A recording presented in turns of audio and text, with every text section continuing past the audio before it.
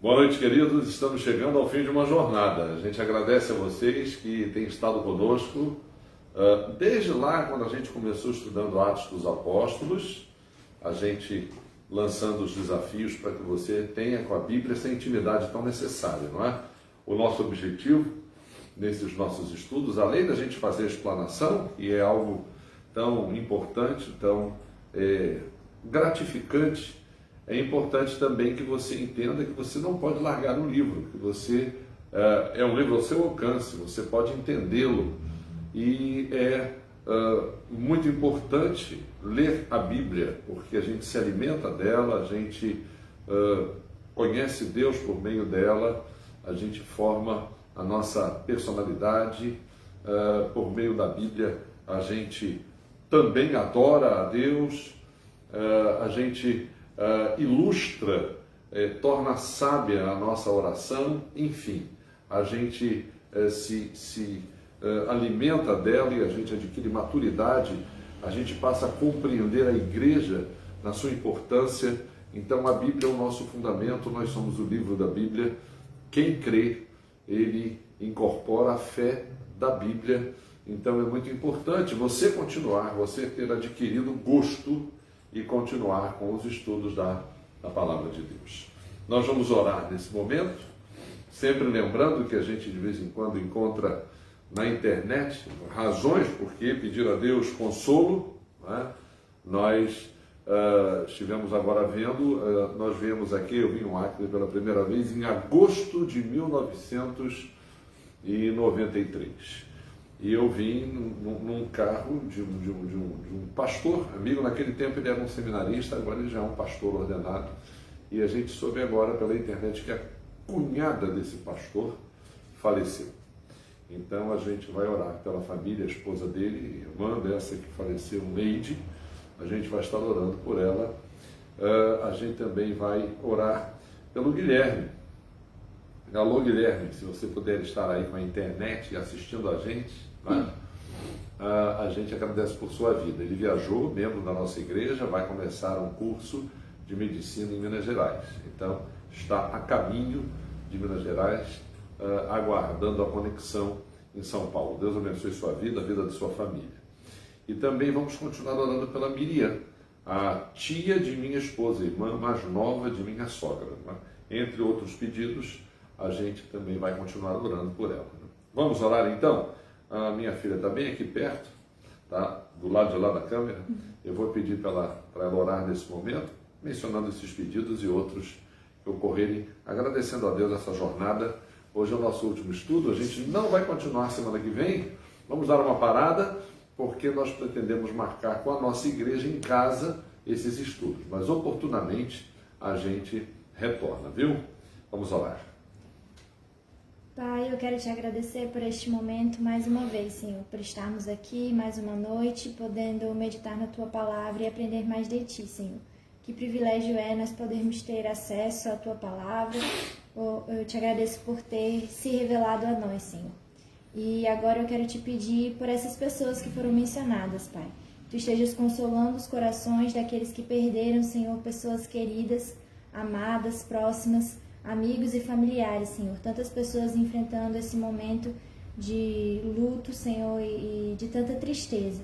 Eu te peço, Pai, que esteja abençoando, que esteja consolando, que essas pessoas possam se sentir amparadas por Ti, pelo Teu amor e também pelas pessoas ao redor, Senhor. Quero te pedir também por aqueles que estão enfermos, que estão ainda enfrentando a luta contra esse vírus, que ainda estão, Senhor, muitas vezes nos hospitais ou sendo medicados, que Tu estejas também, Senhor, dando a eles forças, restaurando a saúde e fortalecendo também os familiares. Quero te pedir também, Senhor, pela viagem do Guilherme, que Tu estejas abençoando, que ele chegue em segurança e que lá ele também possa continuar, Senhor, estudando e continuar trilhando esse caminho, Senhor, dentro da Tua vontade. Que ele possa se sair bem nos estudos, que ele se sinta amparado lá também, que não sinta tanta saudade de casa e que ele continue firme, Senhor, que encontre lá uma igreja também saudável, que possa continuar, Senhor, dando esse apoio, Pai, que ele possa continuar em comunhão. contigo e com os irmãos e irmãs. Eu te agradeço, Senhor, por este momento, te agradeço por essa jornada de termos estudado o livro de Provérbios, aprendido tanto, Senhor, e te peço que continue a nos abençoar, abençoando as pessoas que estão nos assistindo agora e também a nossa igreja, e que nós possamos continuar, Senhor, aprendendo mais de Ti cada vez mais.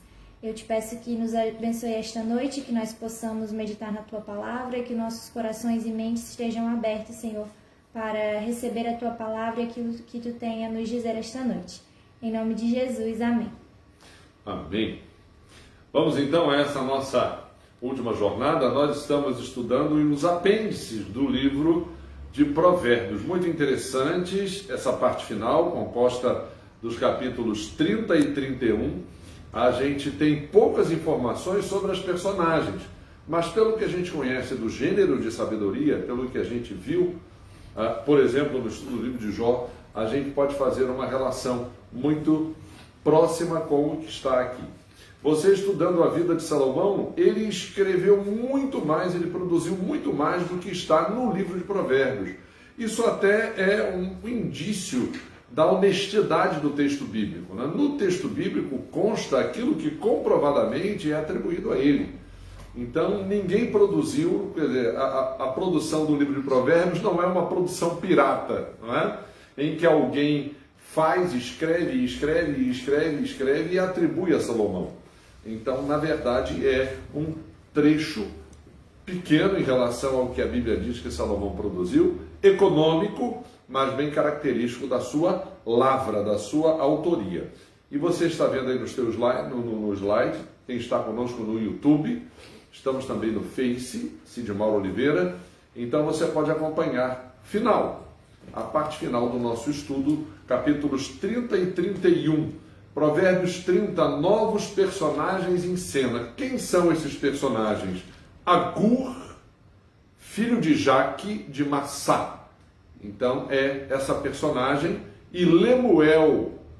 São dois personagens que são novos, nós temos sobre eles poucas informações, mas pelo que eles escrevem, de sua lavra, de sua autoria, a gente pode fazer uma comparação com os amigos de Jó. Não é? Lembram? Os amigos de Jó não produzem texto, mas eles são mestres na oratória. Então eles conversam com Jó, naquele seu estilo. A gente pode, da forma como os discursos são apresentados, retirar o ponto central da sua fala, e acaba sendo aquele ponto de contestação da postura de Jó, e Jó sempre alegando a sua justificação pela fé.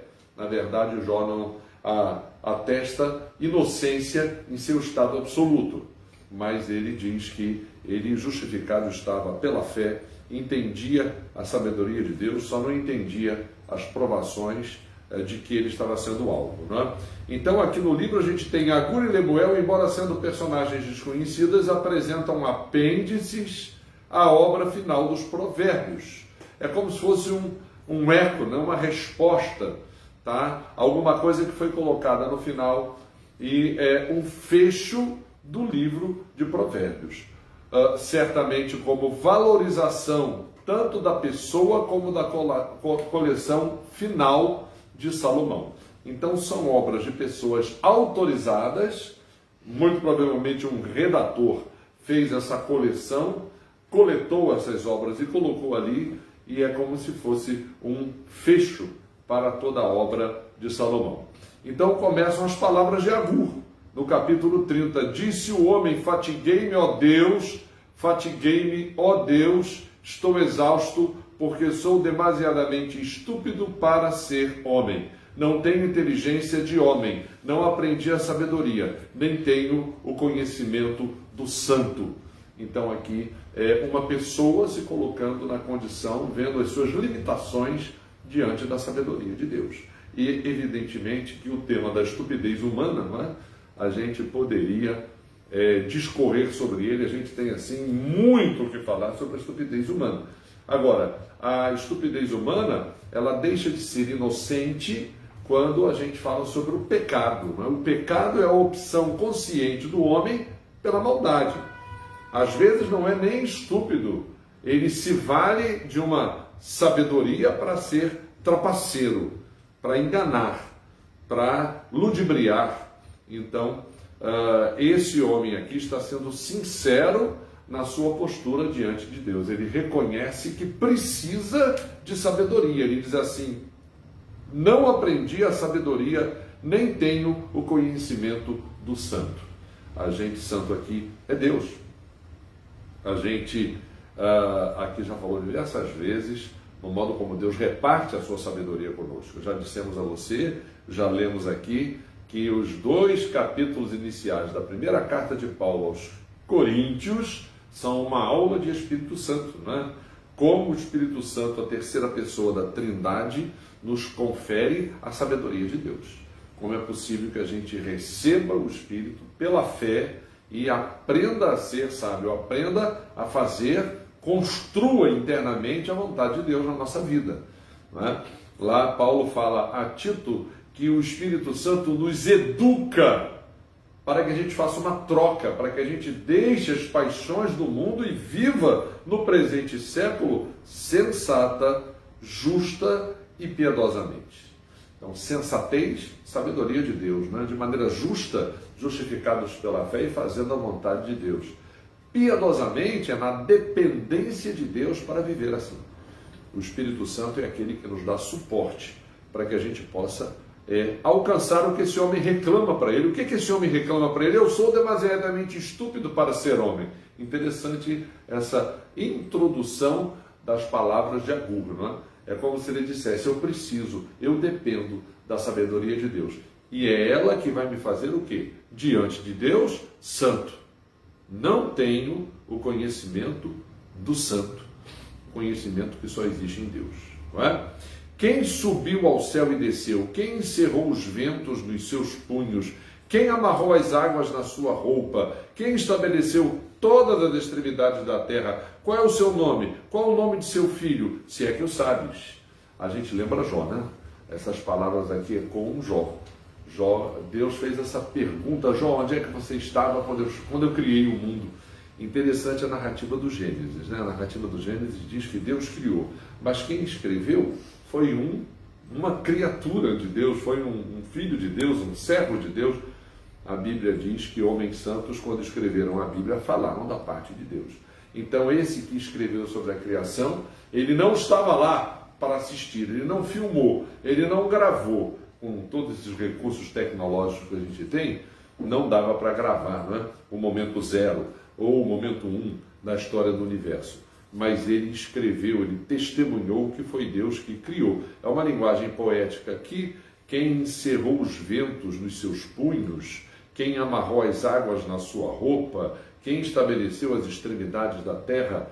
Mas é uma resposta, uma pergunta cuja resposta é Deus, o Criador, não é? E é interessante essa primeira pergunta que Paulo faz na carta aos Romanos: quem subiu ao céu e desceu? Então, a pessoa que desceu do céu, retornou ao céu, vai retornar ao mundo, essa pessoa é Jesus. Então, Paulo, na carta aos Romanos, ele fala as perguntas da fé, as perguntas que instigam a fé, as perguntas cuja resposta é a fé. Porque há certas perguntas que as pessoas fazem em termos de provocação, não é? Uma vez eles provocaram Jesus dizendo: faz um milagre aí, Jesus. E Jesus falou: nenhum sinal. Milagre, na terminologia de Jesus, é um sinal. Sinal é um indicador da revelação de Deus, um indicador da personalidade, da identidade de Jesus para a fé. Paulo diz na carta aos Coríntios que Jesus é o objeto da nossa fé. E o autor de Hebreus diz que ele é o autor e consumador da nossa fé. Então, quando esses homens pediram a Jesus um sinal, Jesus falou: o sinal que vocês têm é o sinal das Escrituras, é o sinal do profeta Jonas. Jonas ficou 3 dias no ventre do peixe, no fundo do abismo, no fundo do mar. As pessoas duvidam disso. Ué, mas e o homem que ficou 3 dias na morte, que é Jesus? Vocês também duvidam que ele tenha sido ressuscitado? Porque Paulo diz que se Jesus ressuscitou, a nossa fé é vazia. Então, quem subiu ao céu, quem desceu? Como que a gente tem acesso à palavra de Deus? Como Deus desce a nós? Como nós Somos elevados à presença de Deus? Essas perguntas a fé responde. Então essa é a introdução das palavras de Agur. E ele continua, a recomendação, reverência em relação à palavra do Senhor. Nós vivemos um tempo de descaso com a palavra de Deus, não é? Hoje em dia há uma revolução hermenêutica, ou seja, você pode abordar o texto da Bíblia do ponto de vista que você quiser. Você pode, então, distorcer o que o texto diz ao bel prazer do contexto. Então, hoje a gente vive um tempo desse. A impressão que a gente tem é que a Bíblia não tem nada a dizer, porque as pessoas começam contestando o que a Bíblia diz. Os milagres, não dá para garantir que tenham existido. Os fatos históricos que a Bíblia narra, não tem como garantir que tenham acontecido mesmo. As personagens que a Bíblia descreve, olha, não dá para saber se elas são uma criação literária ou se elas historicamente existiram mesmo. Então, se desconstrói a palavra de Deus para crer no quê? No Deus que vocês vão inventar, no Deus que vai ser inventado. Isso é idolatria, não é? Quando a gente inventa um Deus, tenha ele o requinte, a inteligência, o que for, mas é uma idolatria. Não é um Deus que fala, é um Deus que a gente inventa. Então, ele aqui recomenda a reverência em relação à palavra do Senhor. Agur diz assim: toda a palavra de Deus é pura, ele é escudo para os que nele confiam. Nada acrescentes às suas palavras, para que não te repreenda e sejas achado mentiroso. É fácil, né? A gente pode até mudar o texto da Bíblia, mas não vai conseguir mudar o fato de que o texto foi mudado. Tá? Às vezes as pessoas querem alterar o texto da Bíblia para que a Bíblia fale o que elas querem ouvir. Gente, vamos assumir as nossas posturas, tá? Se você quer assumir uma postura que é contra o que a Bíblia diz, assuma, seja corajoso, apenas é contra o que a Bíblia diz. Se você quer assumir uma postura a favor do que a Bíblia diz, assuma, seja corajoso e diga: eu estou assumindo aquilo que a Bíblia diz que é correto fazer, o estilo de vida que ela propõe. Então, fique com o seu, eu fico com o meu. Faça propaganda do seu estilo, contrário ao que a Bíblia diz. Eu vou fazer propaganda do meu estilo, ajustado ao que a Bíblia diz. E a gente se entende. Eu não vou obrigar você a viver de acordo com o que a Bíblia diz. Você não vai me obrigar a viver de acordo com o que você diz. E a gente toca a vida, mas cada um fazendo a sua propaganda. Né? Então essa recomendação de Agur é muito pertinente. Não é? E aí ele faz uma oração: duas coisas te peço, não mais negues antes que eu morra. É Agur dando continuidade à sua fala: afasta de mim a falsidade e a mentira. Não me deis nem a pobreza nem a riqueza, dá-me o pão que me for necessário, para não suceder que, estando eu farto, te negue e diga quem é o Senhor, ou que, empobrecido, venha furtar e profane o nome de Deus. Agur, então, lhe pede verdade, não é? A nossa vida, a primeira verdade da nossa vida é a necessidade do arrependimento. Não é? É como disse Agur, a primeira verdade da nossa vida é o reconhecimento da nossa estupidez, da escolha errada que o ser humano fez, e todas as escolhas erradas, a coleção de escolhas erradas que a gente pode fazer. Então é o primeiro reconhecimento que a gente tem que ter diante de Deus. Então isso é ser o quê? Verdadeiro. Então me afasta da falsidade, me afasta da mentira. A Bíblia revela quem eu sou. Não é? Jesus, quando disse que o Espírito Santo viria, esse Espírito Santo que Paulo diz que nos dá sabedoria, Jesus falou que ele viria quando vier o Espírito. A primeira coisa, a primeira ação do Espírito, João 16:8, quando ele vier, convencerá o mundo do pecado, da justiça e do juízo. Então o Espírito Santo, a primeira ação dele na vida do homem é convencer a gente da nossa estupidez, da nossa falsidade, da nossa mentira, da nossa escolha errada. Então ele nos convence do pecado, da justiça que vem pela fé em Deus, porque nós não somos condenados pela quantidade de pecados, nós somos condenados se não aceitarmos o perdão que vem por meio de Jesus, se não crermos em Jesus. Não é? Aqui mesmo no seu Evangelho João diz isso: quem não crê, quem crê não é julgado, e quem não crê será condenado. Mas não vai ter julgamento. Por quê que vai ser condenado? Porque não crê. Então nós necessitamos de reconhecer a justiça que vem pela fé e do juízo. O juízo é que todos os seres humanos vão comparecer diante de Deus.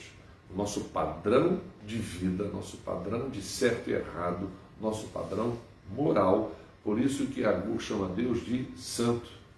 A santidade de Deus é o padrão para a vida do ser humano. Independente de religião, de raça, de cor, como diz o Apocalipse, de toda tribo, língua, povo e nação. Entendeu? Então, ele diz, a outra coisa que ele diz aqui, é que ele dependa de Deus em tudo, até na questão financeira, né? Até na questão da alimentação. Não é? Paulo, ele diz que na vida dele ele tinha um espinho na carne, né? Como se fosse uma farpa que ele nunca conseguiu tirar e que doía sempre, para que ele aprendesse a depender do Senhor. Então essa fala de Agur é a mesma que Paulo diz que ouviu Deus dizer, né? A minha graça te basta. É uma outra maneira de dizer isso que Agur está dizendo aqui, né? Dá-me o suficiente. É como se ele dissesse, Senhor, eu quero ouvir de ti o que Paulo ouviu. A minha graça te basta, o meu poder se aperfeiçoa na tua fraqueza, na tua dependência de mim, não é? Vamos lá? Solene recomendação no trato com o servo. A Bíblia é um livro que enaltece a condição de servo. Mas Jesus disse, o próprio Filho do Homem não veio para ser servido, mas para servir e dar a sua vida em resgate de muitos. Jesus Cristo deu a sua vida por todos. Jesus Cristo não deu a vida pelos religiosos. Jesus Cristo não deu a vida pelos cristãos. Jesus Cristo não deu a vida pelos crentes. Jesus Cristo deu a sua vida por toda a humanidade, de todas as épocas, de todos os tempos. Pedro diz lá na sua carta que o Cordeiro já tinha sido morto desde a eternidade. Então, no propósito de Deus, Jesus deu a vida por todos. Então, o serviço de Cristo é morrer pelo pecador. Ninguém tem mais noção, ideia, precisão da definição do que seja pecado e do enxergar na vida de cada pessoa o estrago, a dimensão negativa do pecado, senão Jesus. E o que ele faz? Morre, entrega a sua vida, derrama o seu sangue. Então, Jesus, o serviço que Jesus nos presta é dar a sua vida para nos salvar.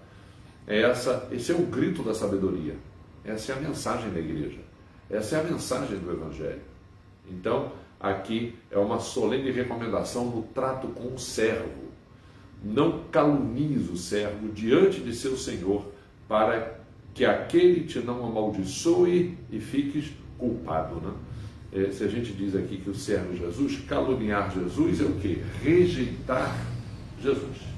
Rejeitar. Não calunie o servo diante do Senhor. No aspecto prático, né? Não pode haver uma denúncia vazia, né? Calúnia é uma denúncia vazia. É uma denúncia que não tem fundamento. É uma tentativa de denegrir, de ofender a imagem de alguém sem nenhum fundamento, não é? É um falso testemunho, não é? Ai, quer dizer, ai não, desculpe, é a do verbo haver, não é? O ai, o roi, o ai é no livro de Jeremias. Quando a gente dá Jeremias, a gente vai falar dos roi, né? Ai daquele que. Aqui é que há daqueles que. Ele vai dar aqui uma série de tipos. Esse há daqueles, quer dizer, existe pessoas que, ou existem pessoas que, há daqueles que amaldiçoam a seu pai e que não bendizem a sua mãe. Há mesmo? Há.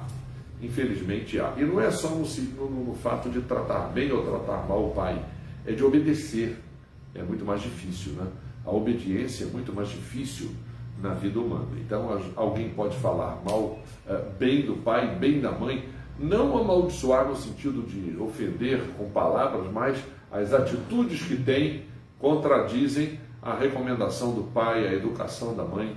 Então, isso seria como que amaldiçoar o pai, amaldiçoar a mãe, não é? Há também daqueles que são puros a seus próprios olhos, mas que não foram lavados da sua imundícia. A única pessoa que podia dizer e disse isso, quem me convence de pecado, Foi Jesus, né? A única pessoa que nunca pecou. Fora Jesus, ninguém pode ser puro aos seus próprios olhos. A Bíblia diz que o nosso começo de vida com Deus é quando nós reconhecemos o pecado e, graças a Deus, entendemos que Deus nos lava do nosso pecado. Estávamos falando do Espírito Santo, né? Existe esse texto fantástico na carta de Paulo a Tito, o lavar regenerador e renovador do Espírito Santo. Então, o Espírito Santo é aquele que aplica a nós o que Jesus conquistou na cruz, quando disse para o Pai, está consumado. A obra de salvação foi consumada em Cristo, mas ela se aplica a nós quando o Espírito Santo, que também é Deus, vem aplicá-la, não é? Deus não nos salva à distância, Ele se faz homem. Ninguém pode nos salvar senão Jesus, que é homem e é Deus. Mas para que essa salvação seja aplicada na nossa vida, é necessário que Deus, Espírito Santo, venha fazê-lo, né? Então é esse o ensinamento da Bíblia.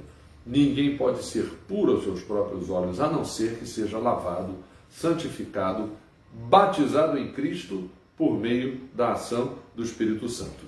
Há daqueles quão altivos são os seus olhos e levantadas as suas pálpebras. Isso aqui é o que tornou Satanás, né?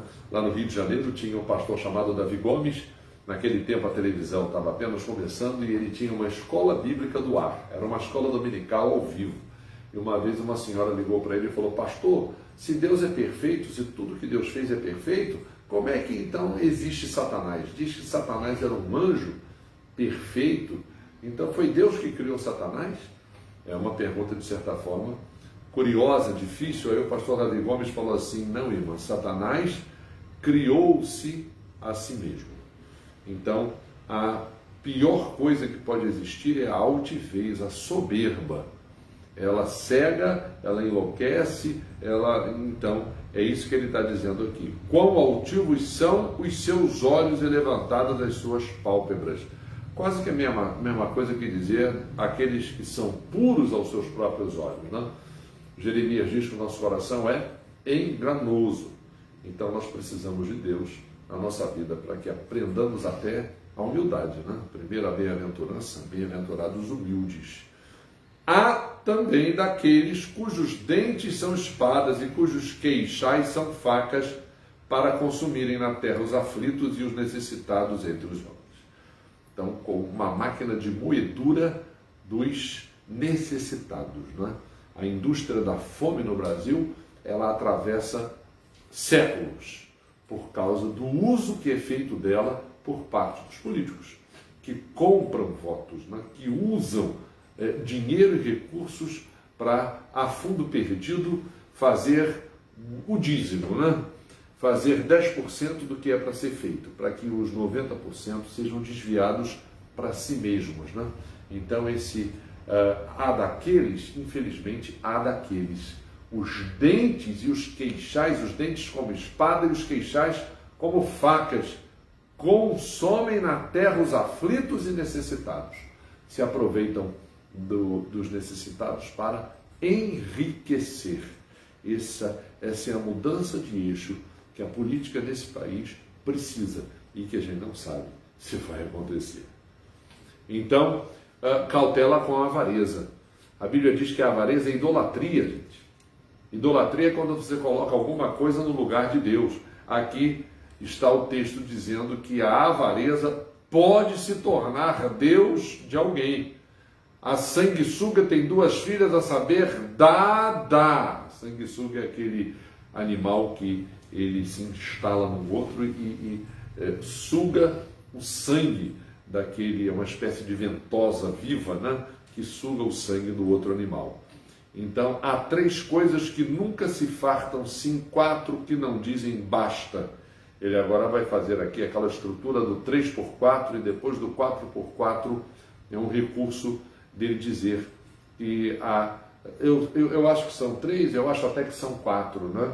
É como se ele estimulasse a gente a continuar o raciocínio para ver se a gente consegue, então, apreender toda a lição que ele quer transmitir, né? Há 3 coisas que não se fartam. Sim, 4 que dizem não dizem basta. Quais são? A sepultura. Interessante isso, né? A sepultura nunca diz basta. É o nosso destino, né? Agora, a ressurreição põe um fim nisso, né? E a sepultura, a questão da morte física, a Bíblia também fala da morte espiritual, dos mortos-vivos, né? Não existem os zumbis da série que você assiste, mas há muita gente viva que é zumbi, porque não tem relação com Deus, não tem. Então é como se fosse um morto-vivo, né? A madre estéril, quer dizer, nunca se permite, ou não é possível que seja fecundada, embora, assim como a sepultura, a Bíblia fala da ressurreição, que é o dia em que todas as sepulturas ficarão vazias. A madre estéril também pode dar à luz, como foi o caso de Sara, mãe de Isaac, o caso da mãe de Sansão, a Bíblia não menciona o nome, menciona o nome do marido, Manoá, não é? A mãe de João Batista, Isabel, deixou de ser estéril, né? Então, Deus pode mudar, alterar. A terra não se farta de água e o fogo nunca diz basta, né? Então, ele está chamando a atenção para essas coisas aqui que tem um apetite insaciável, mas que Deus pode, na sua soberania e no seu poder, alterar. Uma solene advertência: os olhos de quem zomba do pai ou de quem despreza a obediência à sua mãe, corvos no ribeiro os arrancarão e pelos pintões da águia serão comidos. Os filhotes, né? Acho que pintões, e aí para mim na internet, são os filhotes da águia, né? Vejam bem, ele aqui é como se ele dissesse que é o que acontece com quem despreza, quem zomba do pai e despreza a obediência da mãe. Ainda que literalmente isso não acontece, então moralmente é como se acontecesse, né? Como dizia meu pai, vai pela vida em fora errando, né? Porque a Bíblia adverte que a gente deve honrar pai e mãe para que os nossos dias sejam abençoados, né? Vamos lá? Estrutura 3x4 de novo. Há 3 coisas que são maravilhosas demais para mim. Sim, 4 que não entendo. Esse texto é muito interessante. O caminho da águia no céu, isso é para ser estudado, né? A sabedoria da águia, a ave que mais alto voa e que faz os seus ninhos em lugares inacessíveis, só ela alcança. O caminho da cobra na penha, a agilidade da cobra. A gente pensa que a cobra, por não ter pés ou patas, não é? Ela é um bicho lento. Não é. Uma vez eu vi uma cobra entrar num lugar onde havia muitas folhas secas de árvore, e eu achei que, pelo tamanho dela, ela entrando onde tinha aquelas folhas, ela ia fazer barulho, ia ser fácil a gente encontrar o rastro dela, né? Incrível como a cobra passou entre as folhas sem fazer um mínimo de barulho. Então, é fantástico, fantástica a agilidade da cobra. O caminho do navio no meio do mar. Hoje o navio no meio do mar ainda há riscos, mas na época que esse texto foi escrito, gente, você não tinha GPS, o navio era de madeira, você não tinha motor nem a vapor, o navio era de velas e as pessoas atravessavam o oceano. Nessa polêmica que às vezes existe em relação à Bíblia, né? As pessoas questionavam as viagens de Paulo em Atos dos Apóstolos, dizendo que não havia prova do trajeto dos navios que Paulo disse que percorreu, até que um sujeito chamado Ballard, Robert Ballard, encontrou destroços de navios romanos no meio do mar Mediterrâneo. Esse Ballard foi o mesmo que encontrou os restos do Titanic. Esse Ballard, ele conseguiu da Marinha dos Estados Unidos um investimento, um dinheiro para ele encontrar. A Marinha pediu que ele procurasse, ele era um oceanógrafo com essa tecnologia moderna, ele e a esposa exploravam os oceanos, então ele recebeu investimento da Marinha dos Estados Unidos para encontrar 2 submarinos que tinham desaparecido, um russo e um americano. Os 2 submarinos subiram. Então, é até a ideia que gerou aquele filme Outubro Vermelho, que é uma caça de um submarino soviético que abandonou a União Soviética, desertor, né? Então, gerou esse filme, essa ficção. Mas realmente esses 2 submarinos haviam desaparecido e esse homem localizou os submarinos e ganhou da Marinha dos Estados Unidos o patrocínio para encontrar os restos do navio Titanic.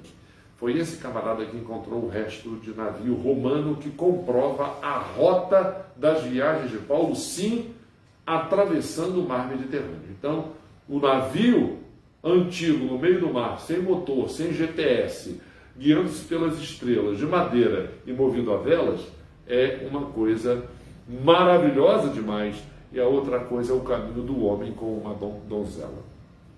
Falamos aqui no início dos estilos de vida, não é, que existem atualmente e o estilo de vida que a Bíblia define. A Bíblia não diz que o casamento ou a vida de um homem com uma mulher é monótona, é infeliz, que é subserviente da parte da mulher, que é machismo da parte do homem. Não, a Bíblia não diz. Tudo isso pode acontecer por causa da condição humana de erro, de pecado. Isso pode acontecer. Mas a Bíblia enaltece o caminho do homem com uma donzela. A Bíblia estabelece isso como padrão e tem muita gente vivendo esse padrão, experimentando esse padrão. E pode fazer propaganda dele, sim. Ninguém é obrigado a querer viver segundo esse padrão. Ninguém é obrigado também a viver ao contrário desse padrão. Cada um faça a sua escolha e assuma. Né? Tal é o caminho, aqui vem um outro, tal é o caminho da mulher adúltera, come e limpa a boca e diz, não cometi maldade. Outra postura, né? A gente hoje vê muito na internet a defesa da prostituição, como se fosse uma coisa natural. Ou dizendo-se que a pessoa que segue esse caminho, ela foi obrigada a fazer isso por causa da sua condição financeira. Eu não estou negando isso. Eu acho que cada história é uma história. Agora, a Bíblia condena não a pessoa. A Bíblia não condena a pessoa nenhuma. Aliás, a Bíblia diz que todas as pessoas são pecadoras na mesma proporção. Entendeu? Então, a Bíblia não condena. Mas a prática, sim.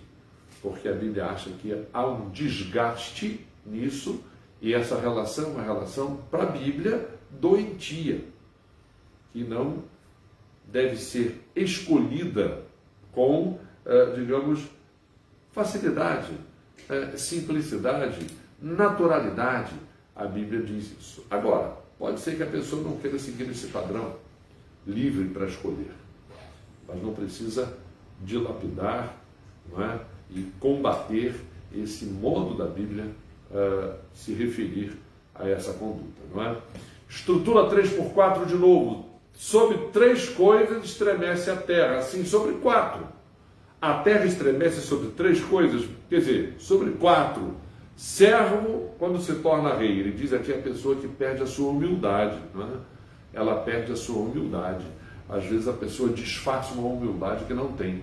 Tem aquela parábola que Jesus contou do homem que devia e o seu credor o chamou e ele, assustado, ele não tinha como pagar. O credor falou, fique calmo, eu não vou querer cobrar a sua dívida mais, eu sei que você não tem condição de pagar, fique na sua casa, fique com a sua família, fique com o seu emprego e a sua dívida estará perdoada. Aí aquele homem saiu na rua e encontrou um que devia a ele muito menos do que ele devia ao credor. E aí ele pegou o camarada pelo colarinho, obrigou, humilhou na frente de todo mundo, exigiu que pagasse e foi embora. Aquele credor soube disso. Aí mandou chamar de novo o homem que fingia que era humilde, não é? Como diz aqui o texto. O servo quando se torna rei. Então, na condição, na relação do credor com o homem, ele foi humilde. Na relação dele, no lugar, entre aspas, de rei, em que ele estava por cima, ele humilhou o outro. Então aquele camarada chamou, Jesus conta na parábola e disse, olha, eu disse a você que a sua dívida estava paga, não está. Você continua me devendo. Você vai vir morar na minha fazenda, nas minhas terras, para trabalhar para mim de graça, pelo teto e pela comida. Você, sua família, sua esposa, todo mundo vai trabalhar para mim, pela roupa, quer dizer, pelo teto e pela comida. Porque você não vai ganhar salário, porque você tem uma dívida comigo. Tá, você fez a mesma coisa com aquele sujeito, não fez? Então, esse provérbio, né, o primeiro dos 3, fala sobre, ele diz aqui, algo 3 coisas sob as quais a terra estremece. 4, o servo que se torna rei, que larga de mão a humildade. O insensato quando anda farto de pão. Então aqui é o insensato que sobra para ele tempo para ser insensato, né? Ele não tem uma outra preocupação, então toda a sua insensatez ele vai derramar. Tomara que ninguém esteja à sua volta sendo influenciado por ele, não é? Quando o Salmo 1 diz: bem-aventurado o homem que não anda no caminho dos ímpios, não se detém no caminho dos pecadores, não se assenta na roda dos escarnecedores, é uma gangue de insensatos, e a Bíblia recomenda que eles não sejam ouvidos, né? Sobre a mulher desdenhada quando se casa. Essa daqui casou, mas carreou para o casamento, né, tudo aquilo de ruim que acontecia na sua vida de solteira, né? As pessoas que casam, as pessoas que pretendem casar e pretendem ter uma relação duradoura, elas têm que se corrigir antes dos seus erros e dos seus defeitos. Casamento não é muleta emocional. E se as pessoas não se conhecerem direito, como são, como pessoas, com personalidade formada, e misturarem a sua personalidade com a personalidade de outra pessoa, olha, vai dar problema, né? Sobre a serva quando se torna herdeira de sua senhora. Então são casos, 3, 4 casos em que houve um erro, né? Em que alguma coisa foi deixado para trás que não deveria ser deixada na transição que foi feita. Nesse caso aqui, era para que a serva se tornasse o quê? Humilde também, não é? Provavelmente a senhora aqui, o texto não diz, mas se foi uma senhora que era condescendente, né? Condescendência é quando você se coloca no nível daquela pessoa e convive com ela de maneira justa, né? Então aqui ele critica essa postura de mudança sem que houvesse correspondentemente a postura adequada após a mudança feita, né?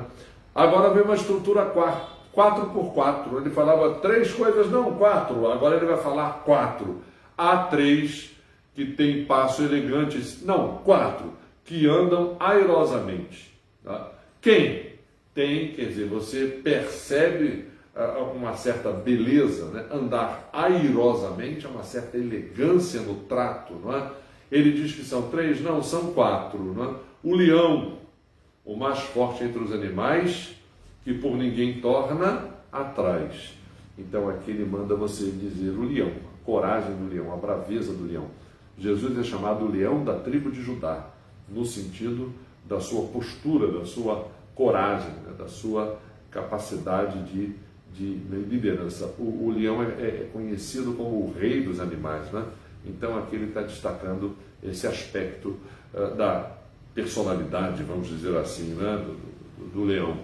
O galo que anda ereto, olha, a pose do galo, né? É gozado, isso daqui é irônico, mas ele chama atenção para isso, né? O bode, olha, interessante, né? E o rei a quem não se pode resistir.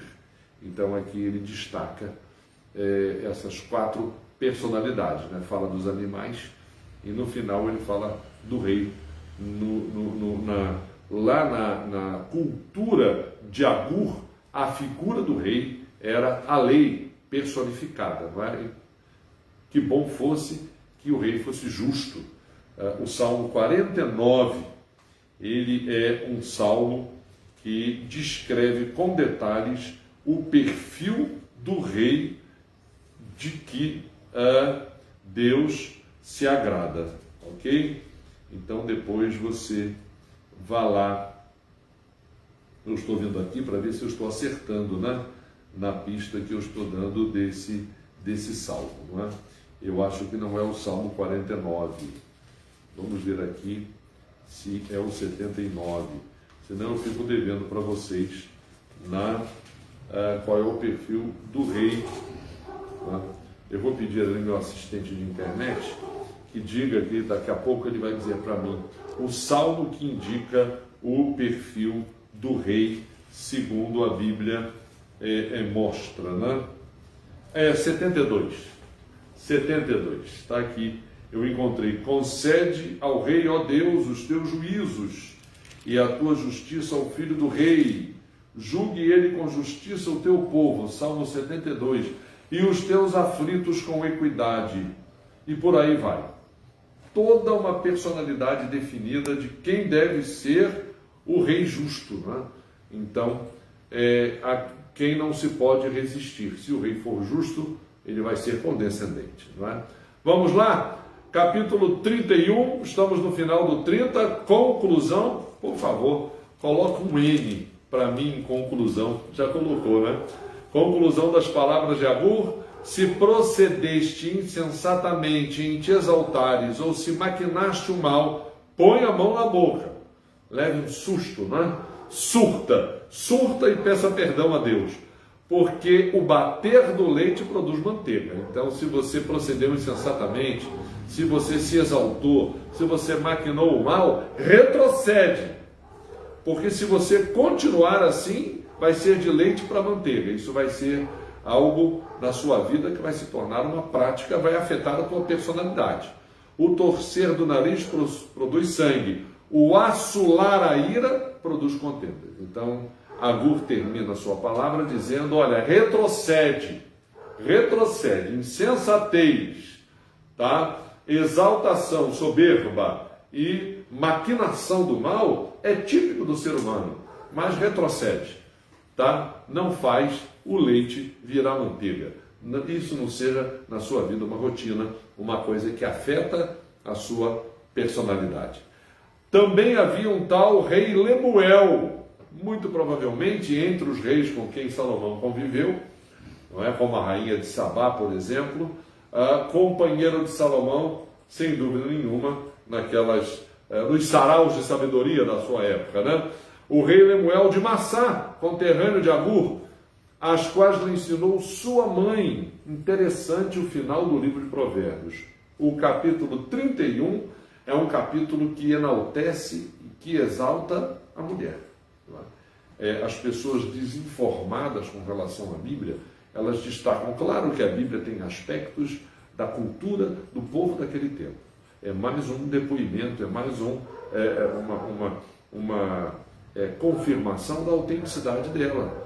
Ninguém retocou a Bíblia tem sim aspectos da cultura do tempo que são daquele tempo, não é para você reproduzir ontem. Por exemplo, Paulo dizia, a mulher fica calada na igreja, aprenda em silêncio. Então, é uma coisa daquela cultura. Isso já passou, já terminou, não é? Então, aqui a gente vai ver enaltecimento da mulher nesse último capítulo do livro de Provérbios. Então, a Bíblia enaltece a mulher. Então, aqui as palavras da mãe do rei Lemuel, que ele registra e ele passa para nós. Palavras de uma mulher a seu filho. Que te direi, filho meu, ó filho do meu ventre, que te direi, ó filho dos meus votos. Então é uma mãe almejando educar os seus filhos, né? Ansiosa por dizer alguma coisa que seja útil para ele, que sirva para a formação justa da personalidade dele. Eu lembro de Eva, né? Interessante a gente ler lá que quando nasceu o neto de Eva, a partir do nascimento do neto de Eva, de Enos, começou a se invocar o nome do Senhor. E quem é que invocava o nome do Senhor então, antes de Enos? Só Eva, porque Eva orava sempre que os filhos nasciam, não é? E ela orou quando o pai de Enos nasceu, que era Sete. Sete não é porque era o sétimo, não, era o nome dele, né? E ela disse, obrigado, Senhor, porque tu me deste Sete no lugar de Abel que Caim matou. Ela orou isso sem mágoa e devia continuar a orar por Caim. Ela não deserdou Caim, Caim deserdou a si mesmo. Ao invés de correr para Deus, ele correu de Deus. Fugiu. Pior do que Jonas, né?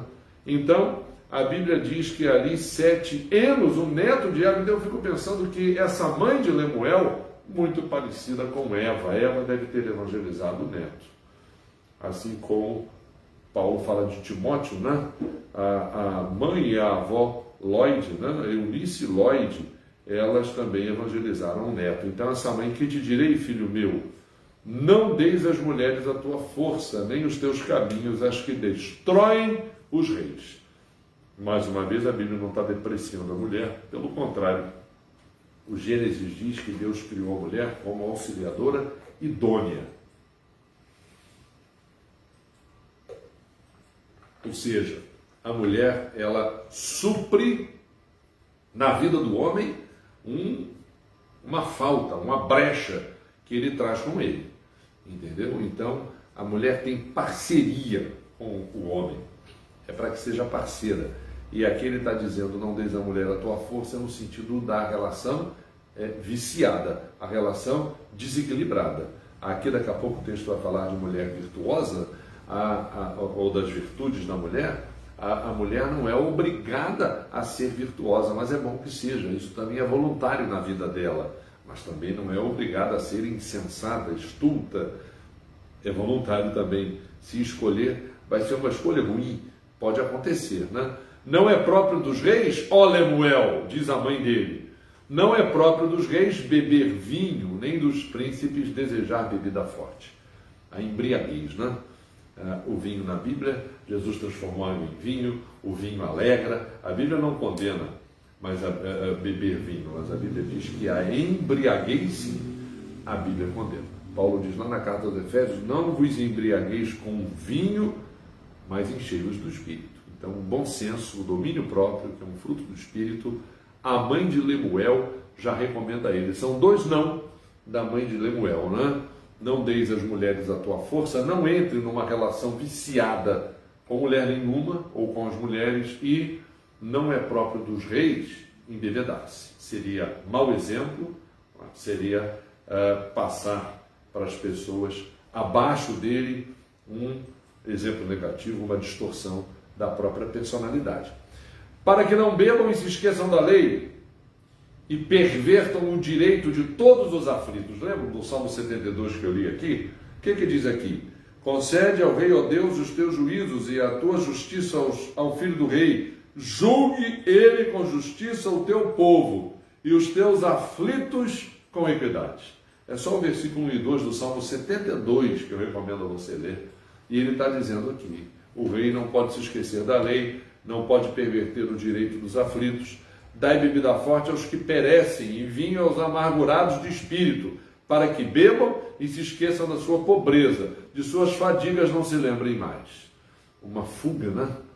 Claro que o texto aqui não está mandando você embriagar cada vez mais as pessoas que têm essa visão aí desesperadora, né? Dar bebida aos que são amargurados de espírito, não é isso. A Bíblia está dizendo que é exatamente o contrário que deve se fazer, né? Está dizendo que costuma-se beber para esquecer, mas ele está dizendo isso no sentido de para que você também não faça, não é? Por que duas razões abrir a boca? Agora a mãe de Lemuel vai dar duas razões ao filho. Por quais razões? As razões por que abrir a boca. Abre a boca a favor do mudo, pelo direito de todos os que se acham desamparados. Seria bom se a nossa política fosse feita só de pessoas assim, que abrem a boca, mas não abrem a boca de maneira demagógica, não. Vivem para defender o direito de todos os que se acham carentes do direito. Que bom seria, não é? Eu acho que a Bíblia poderia ser um livro texto, não apenas hipocritamente citada, né? Mas um livro adotado como conduta, não é? Para os nossos políticos. Abre a boca, julga retamente e faz justiça aos pobres e aos necessitados. Então a recomendação da mãe de Lemuel, olha, é a mãe do rei. Né? A recomendação da mãe do rei ao seu filho se encaixa com aquilo que está no Salmo 72. Olha esse versículo 7 do Salmo 72, aqui também referente ao rei. Floresça em seus dias o justo, haja abundância de paz, até que cesse de haver lua. Olha, até que um dia cesse de haver lua, haja justiça, haja transbordamento, abundância de paz. Então, é interessante ler esse trecho de Provérbios 31 junto com o Salmo 72. São recomendações para a sabedoria do rei na sua conduta no seu reinado, não é? Vamos lá? Exaltação às virtudes da mulher. A legenda inicial: mulher virtuosa, quem a achará? O seu valor muito excede o de finas joias. O último texto do livro de Provérbios é uma exaltação à mulher. Aqui eu costumo dizer que esse texto não é que, poxa, mulher virtuosa, quem achará? Realmente, é muito difícil achar uma mulher virtuosa. Não é isso que o texto está querendo dizer, né? Quem achará as virtudes da mulher? A mulher tem virtudes. Pode até não ter, não é? E quem é o homem que vai observar isso, né? Ou quem é a mulher que vai observar virtudes na outra, ao invés de só colocar uma lente nos defeitos e sair por aí fazendo fofoca, né? Então, esse texto é um texto que enaltece a virtude e os valores dela, né? O valor dessa mulher excede o de finas joias. É enaltecimento para o marido. Mais uma vez, a Bíblia defende a relação equilibrada que existe entre um homem e uma mulher. Muita gente consegue colocar isso em prática, com todos os problemas, com todas as situações que a relação, o desgaste, as dificuldades, a rotina, todas essas coisas. Então tem gente muito bem sucedida nesse tipo de relação. Então esse tipo de relação não é para ser menosprezada, como muitas vezes a gente vê. Ninguém é obrigado, se não quiser, a ser monogâmico no seu casamento. Enfim, a sociedade hoje ela coloca uma porção de opções diferentes do que a Bíblia indica. Então, deixa a Bíblia indicar a dela, a gente faz propaganda da Bíblia, certo? Para quem quiser viver como a Bíblia. Quem não quiser viver como a Bíblia, assuma seu modo de ser. Agora vamos parar de atacar a tradição judaico-cristã.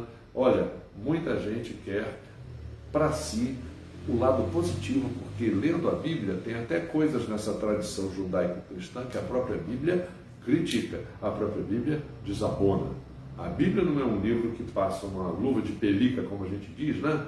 Que venda aos olhos. Não.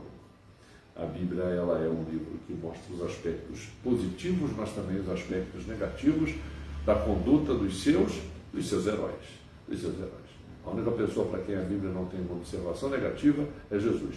A Bíblia, porque todo mundo ao redor de Jesus achava que ele não tinha uma conduta lá muito boa, não.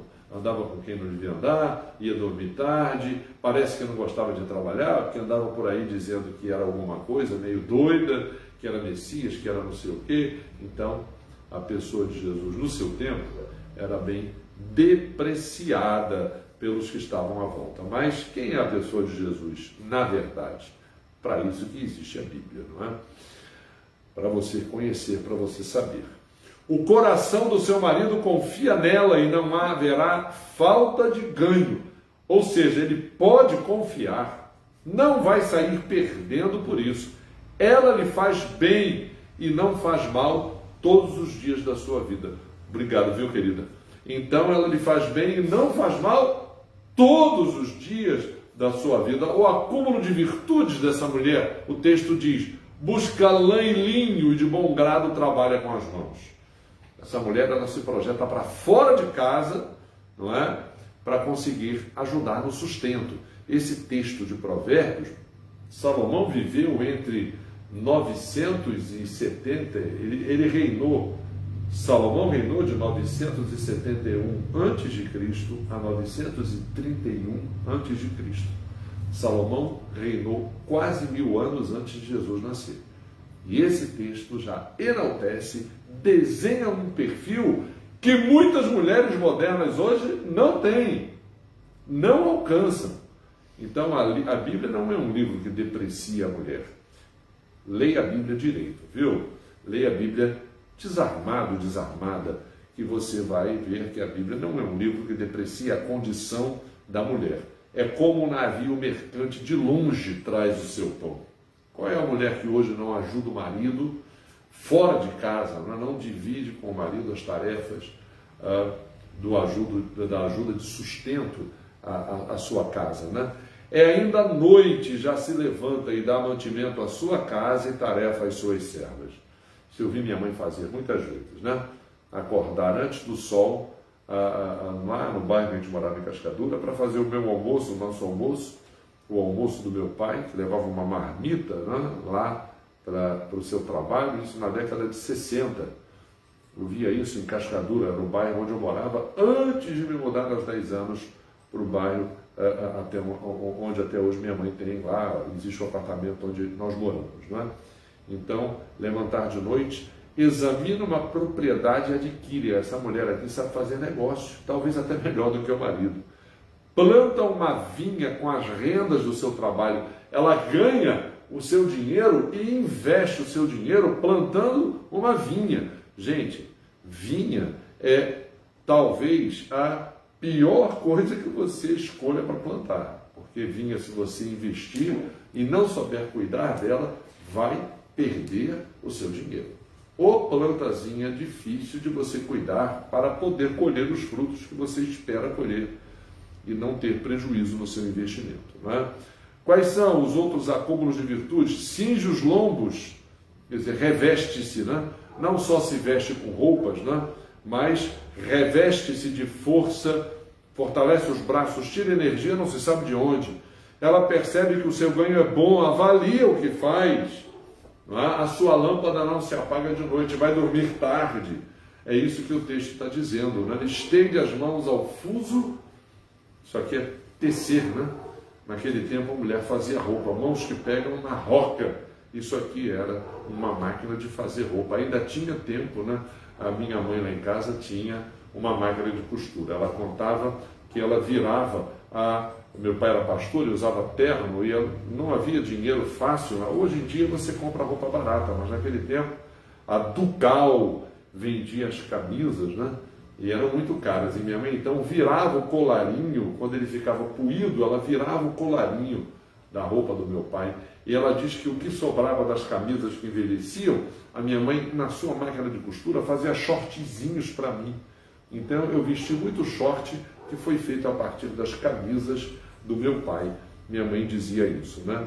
Abra a mão ao aflito e ainda estende ao necessitado.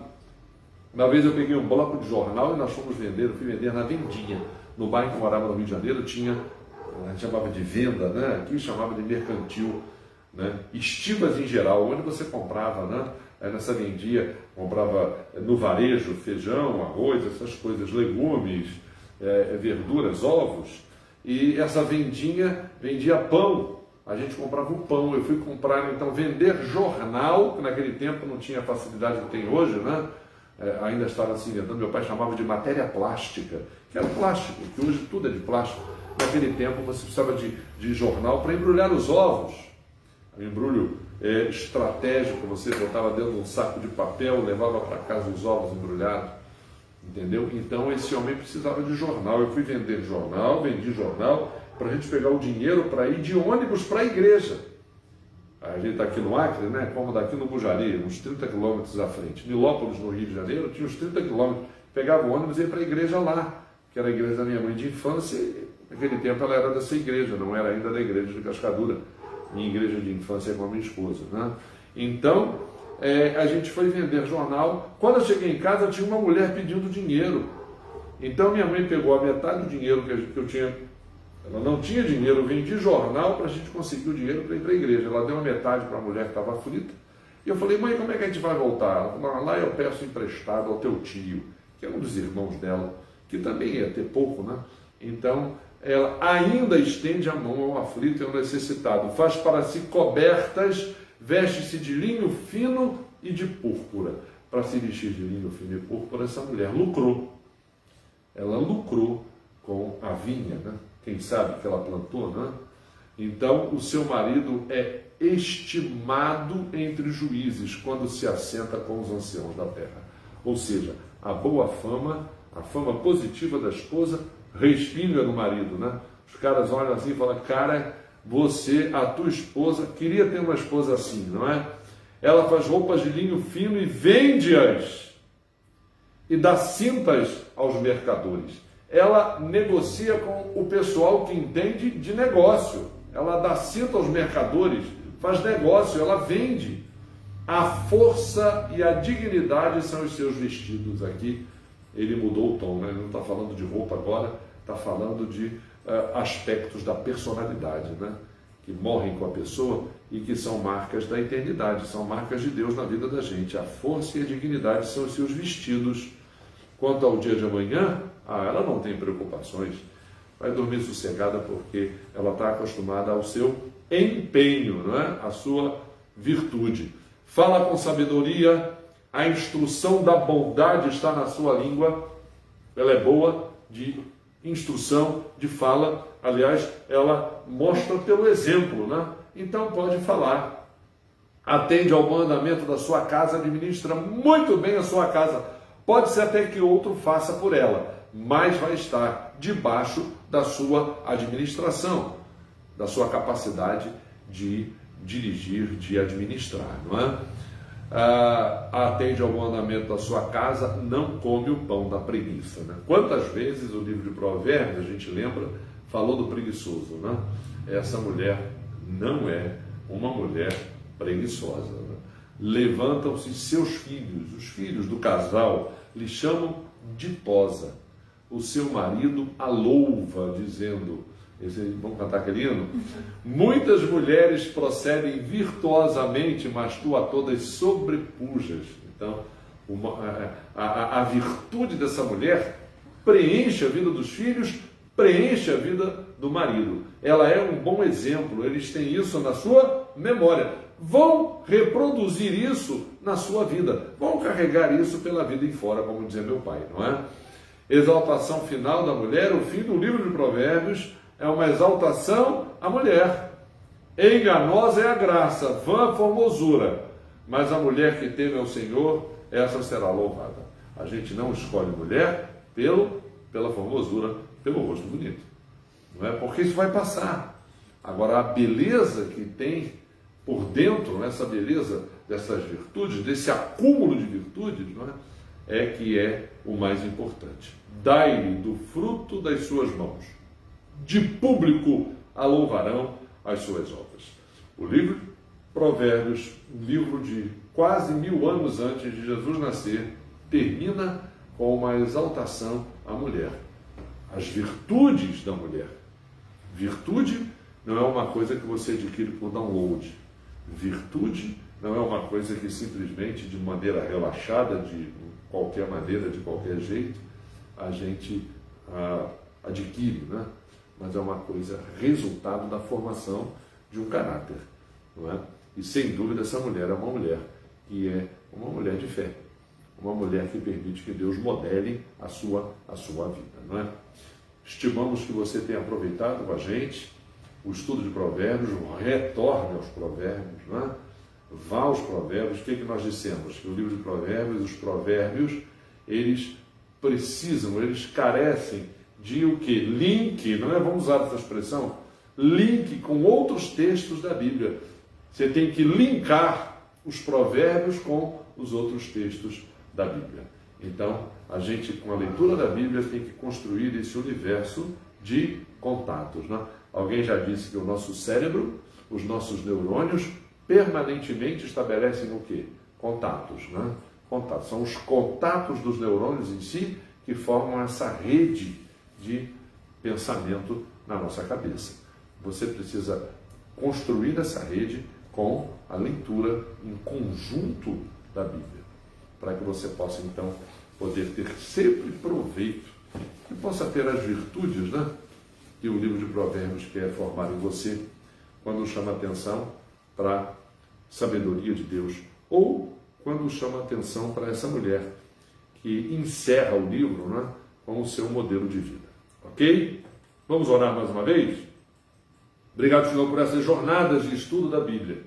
Ó Pai, como seria bom que as pessoas valorizassem, voltassem a valorizar, que as igrejas voltassem às escolas dominicais, as igrejas voltassem aos estudos bíblicos, que o púlpito fosse de novo o púlpito, a cátedra de cuidadoso, de profundo, meticuloso e meticulosa proclamação da Tua Palavra, que as casas, que a gente desligasse os aparelhos eletrônicos, a TV, e que o culto doméstico voltasse a ser uma rotina permanente, como é bom retornar a Bíblia ao seu tesouro. isso possa acontecer na vida de todos que acompanharam essas nossas jornadas de estudo de Atos, de Apocalipse, de Jó, de Provérbios, enfim, e que a gente brevemente retorne para essa santa rotina. É o que nós pedimos, nós agradecemos em nome de Jesus. Amém. Amém. Obrigado a você, a gente se vê na net, né? A gente se vê por aí. Um grande abraço.